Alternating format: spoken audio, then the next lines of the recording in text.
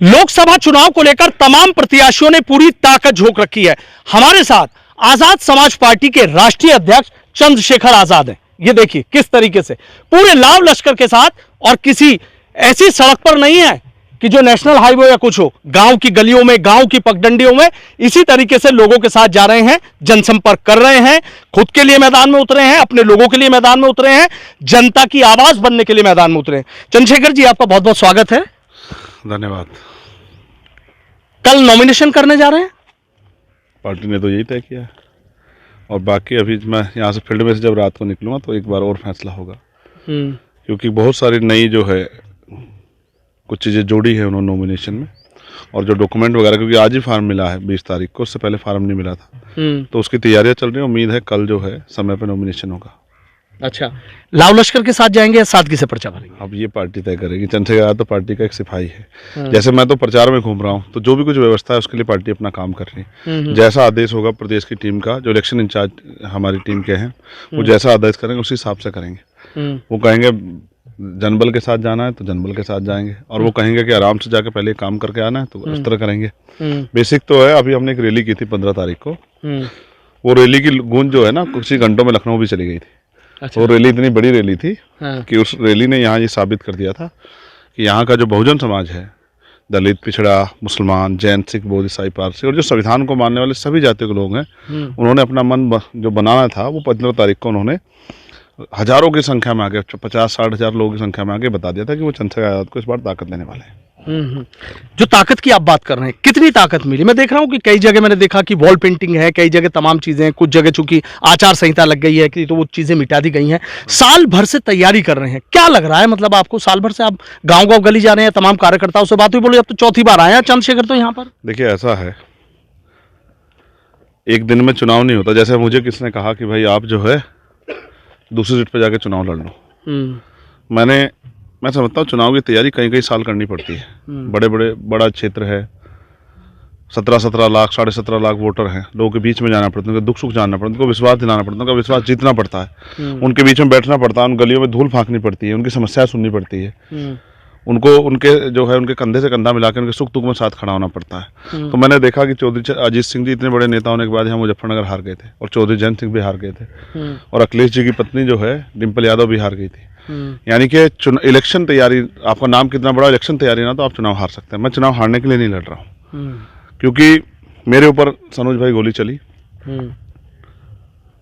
4 गोली चली। मैं इंसाफ के लिए गुहार लगाता रहा, जितने आरोपी थे उनको सबको नहीं पकड़ा गया, और फिर किस सुरक्षा और तमाम तरह की चीज़ों पे किस तरह से मजाक उड़ा गया वो हम सब ने देखा। लेकिन क्या आपने देखा कि किसी भी सदन में, उत्तर प्रदेश के विधानसभा में, विधान परिषद में या लोकसभा में, किसी ने भी सरकार से सवाल पूछा कि इस देश में जब इतने लोगों का नेतृत्व करने वाले लोग सुरक्षित नहीं है तो आम आदमी कैसे सुरक्षित हो सकता है? तो मैं समझता हूँ जब मेरी आवाज़ नहीं कोई उठा सकता तो इन कमजोरों की आवाज़ कौन उठाएगा? इन किसानों की, नौजवानों की आवाज़ कौन उठाएगा? इस देश में तो आज की जो राजनीति है वो लूट खसोट की, छल कपट की हो रही है। किसानों से मोदी जी ने वादा किया कि MSP गारंटी देंगे, 13 महीने तक किसान डटे रहे, 700 किसानों की जान गई, और परिणाम क्या हुआ कि जब 1.5 साल बाद वो किसानों ने दोबारा पूछा तो उन्होंने कहा मैं तो मजाक कर रहा था, मैं तो झूठ बोला था आपके साथ। आज जब वो किसान दोबारा आए तो गोले चलाए उनके ऊपर, एक बच्चे को सर में गोली मार दी। ये जुल्म हम जो है ना, ये जिनके पास आवाज़ नहीं है, जिनके पास राजनीतिक ताकत नहीं, उनके साथ जुल्म होगा। सड़कों की आवाज़ को वही सुनता है जो हुक्मरान बैठा है, लेकिन पार्लियामेंट की आवाज़ को पूरी दुनिया सुनती है।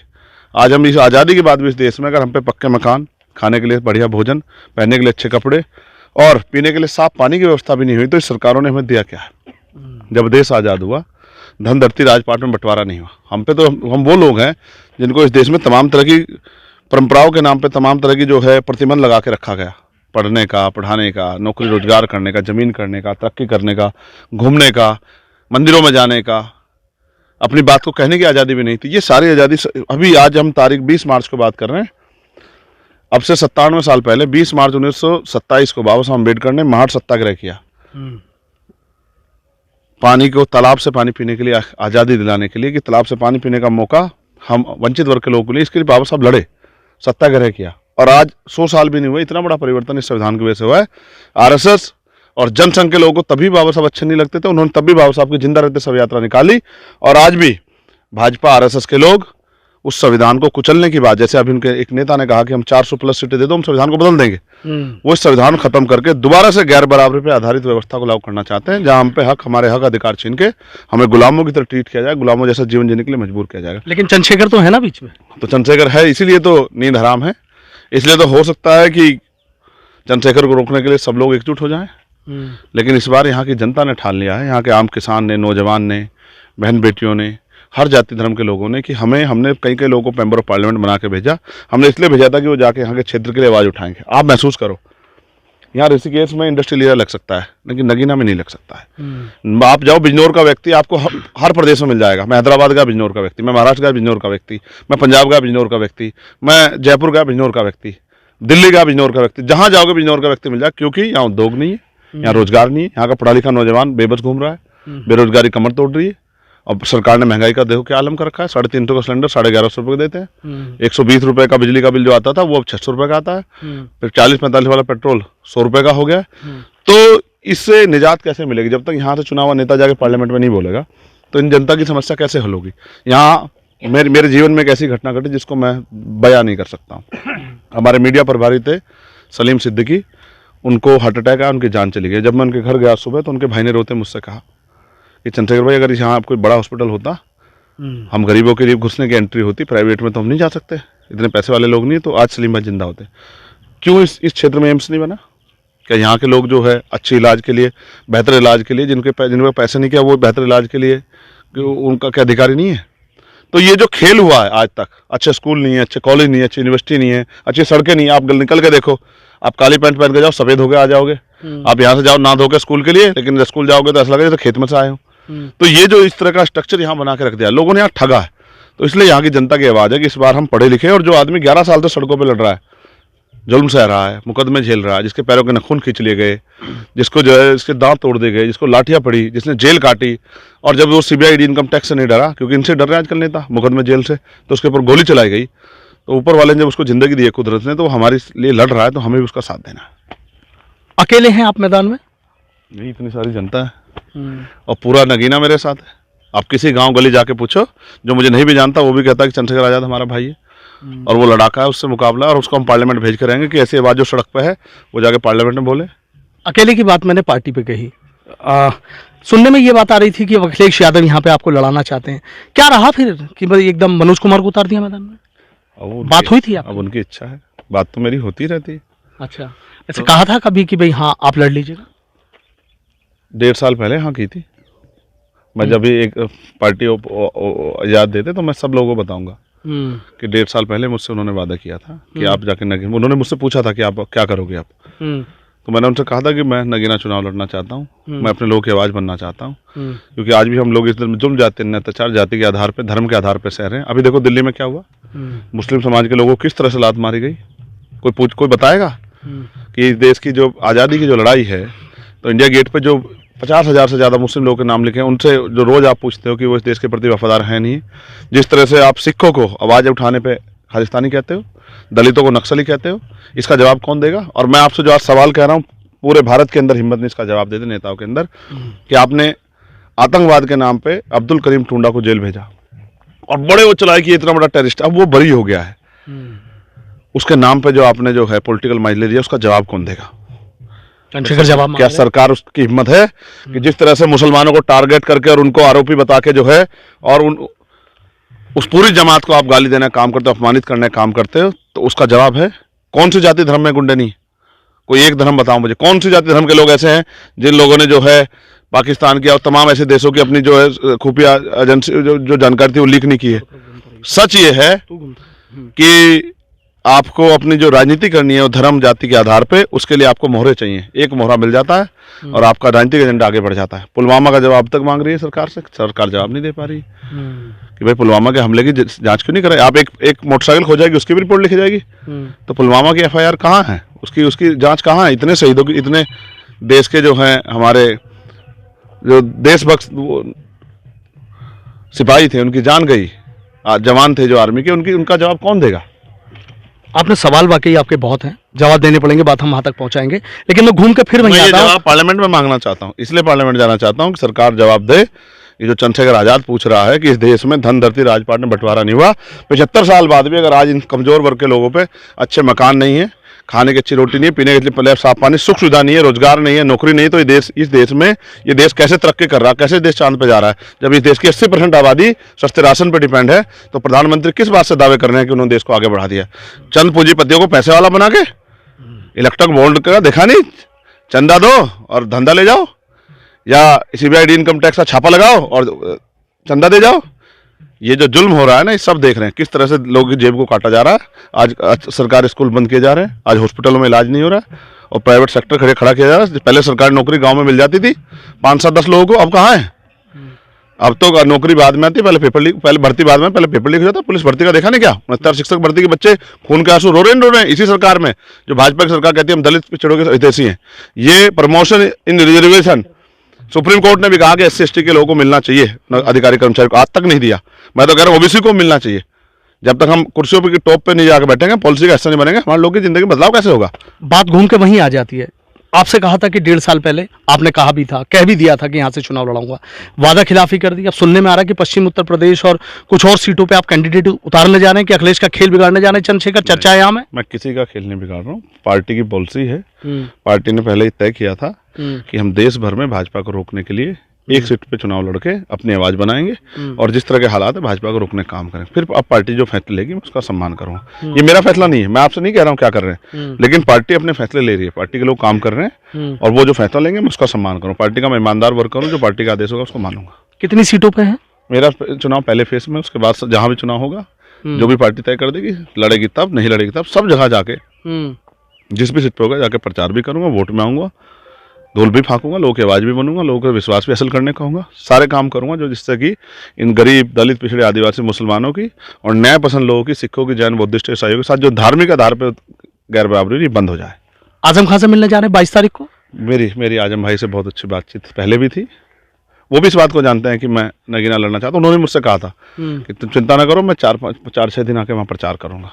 अच्छा। हाँ, तो अब आज मुझे उनकी ज़रूरत है, लेकिन उनको वो इतनी मुसीबत में है, सरकार जिस तरह से जो है सरकारी मशीनें दुरुपयोग करके उनके साथ अन्याय कर रही है, ये अन्याय से ऐसे नहीं है। मैंने उनको देखा है, मैंने उनके दुख को समझाया। मैं जब उनसे जाकर मिला था तो उन्होंने मुझसे बयां किया था कि वो किस तरह के दुख में है, और वो दुख कम होने का नाम नहीं ले रहा। एक एक मजबूत आवाज़ जो थी मजलूमों की, उसको कुचला जा रहा है।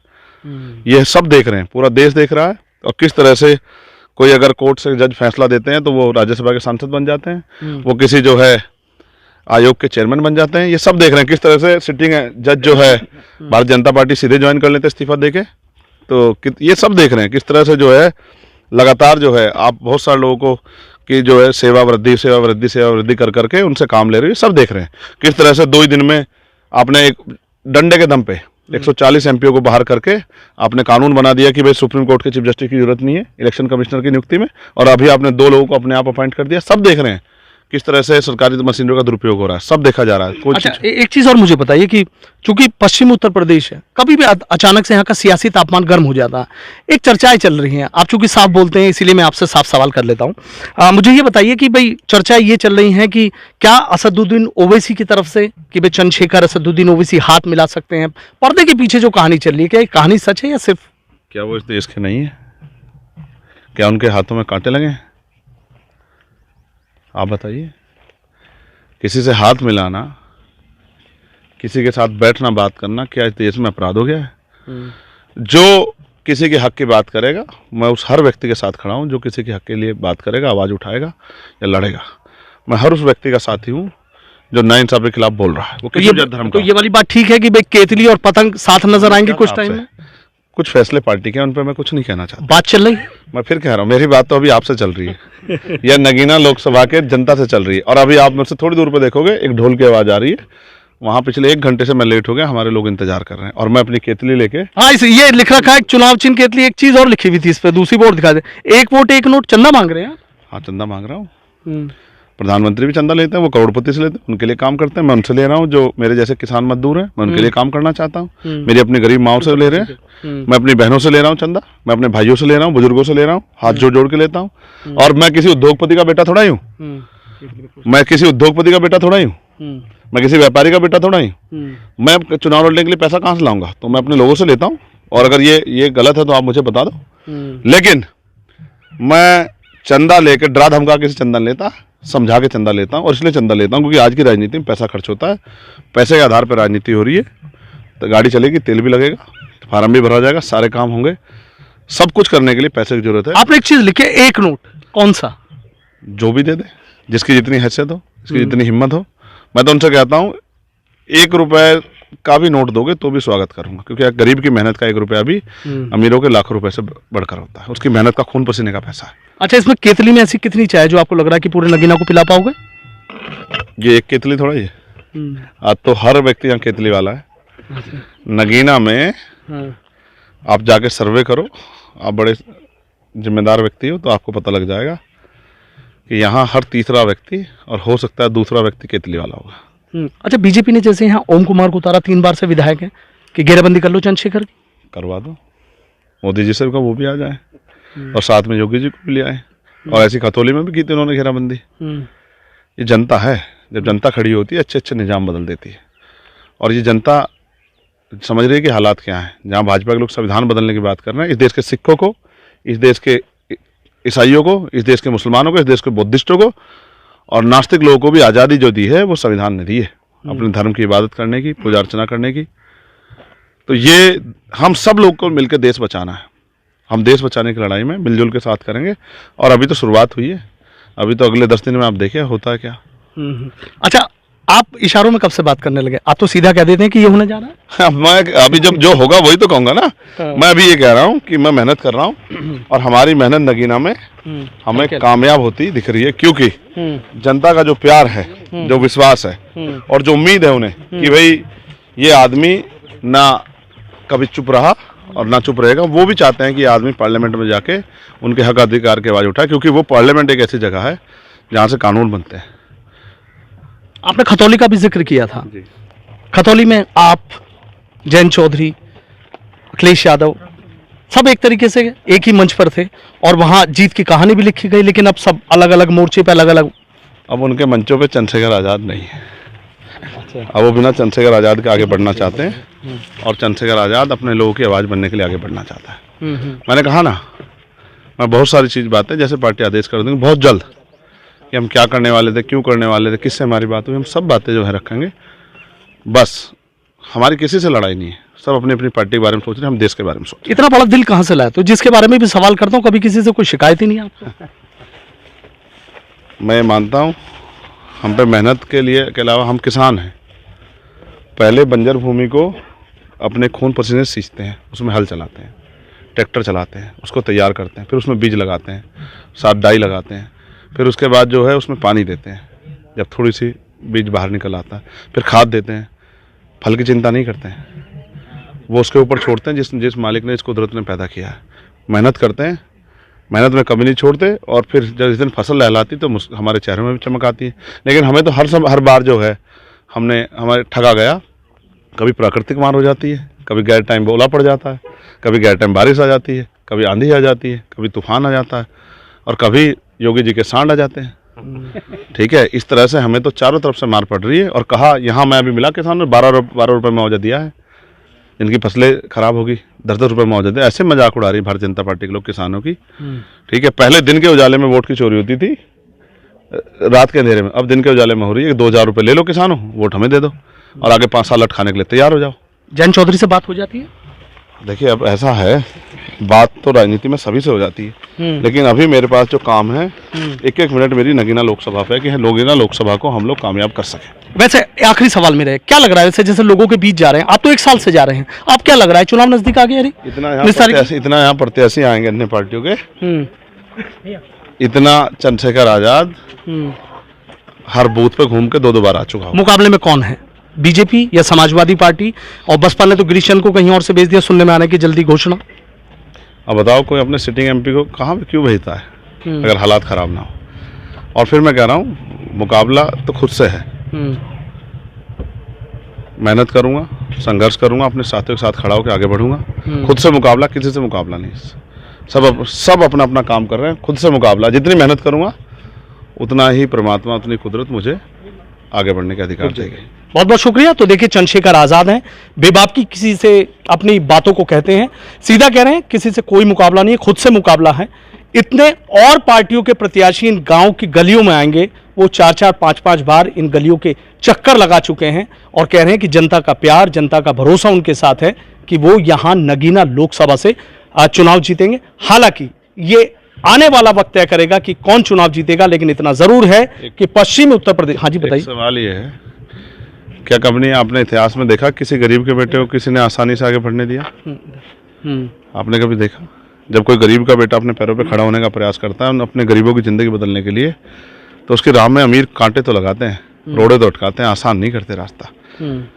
क्योंकि जिस देश में जहाँ जाति के आधार पर आज भी गैर बराबरी हो, धर्म के आधार पर जो जाति होती है, वहाँ मुद्दे की राजनीति करने वाले लोगों की जगह कम है। ये तो मैं देख रहा हूँ कि आप अब गरीब कहाँ रह गए हैं। आप तो देखिए इतना आपके साथ है, झंडा लेके लोग आपके साथ पूरी तरह मजबूती से हैं। ये तो कुदरत का दिया हुआ दिल है, ये तो बहुत बड़ा है।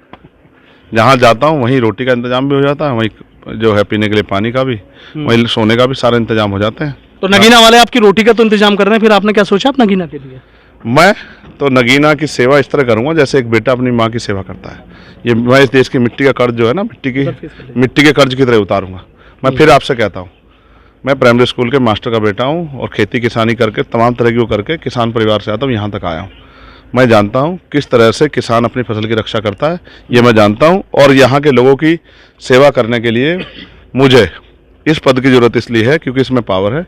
बाकी सड़कों की सेवा तो मैं इस क्षेत्र की और पूरे देश की बहुत लंबे समय से कर रहा हूँ। ठीक है, बहुत बहुत शुक्रिया। तो देखिए चंद्रशेखर आजाद किस तरीके से बेबाकी से उन्होंने बात की और सीधा कहा किसी से कोई मुकाबला नहीं है, खुद से मुकाबला है। जनता के प्यार और भरोसे के सहारे गांव गांव गली गली जा रहा हूं और लोगों को जो प्यार मिल रहा है वो बदलाव के संकेत जरूर दे रहा है।